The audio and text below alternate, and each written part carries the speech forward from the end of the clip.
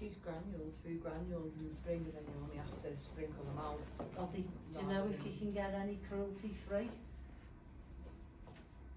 Because that's what I find in a hard to get. You got trying to balance the keeping it safe for the hedgehogs and then feeding as well. It might be a struggle. In the herbaceous gardens that we've got, we generally, and I do this in my own garden, I put in the winter I put a mulch on everything to help get things through the winter. That helps to drain the water off and drain the damp away, keeps the crown a bit more protected of your shrubs. In the spring, I put manure, either a chicken manure, a regular manure. You can get bags of manure, and again a really good mulch. And I do put a feed down, and my garden's really biodiverse, and I use seaweed.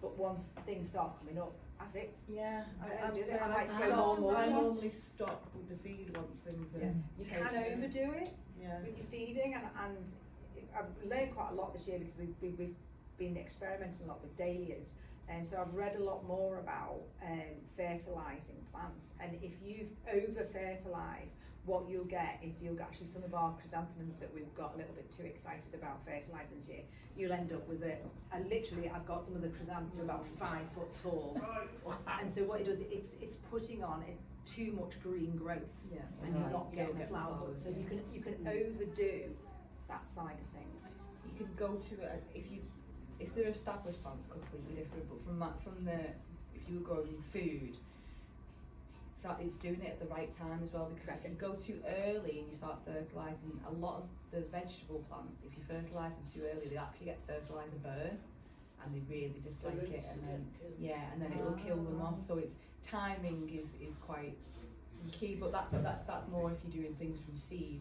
With the more established plants, if you can find some good mulch, that'll help. That's the first step, and then like a good manure is always a good idea.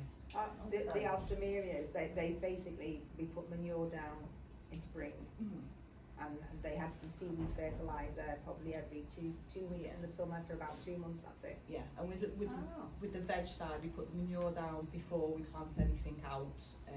We don't use any fertiliser on seedlings, and then we only really feed the hungry plants, the tomatoes, cucumbers, things like that. They're hungry, they really want it.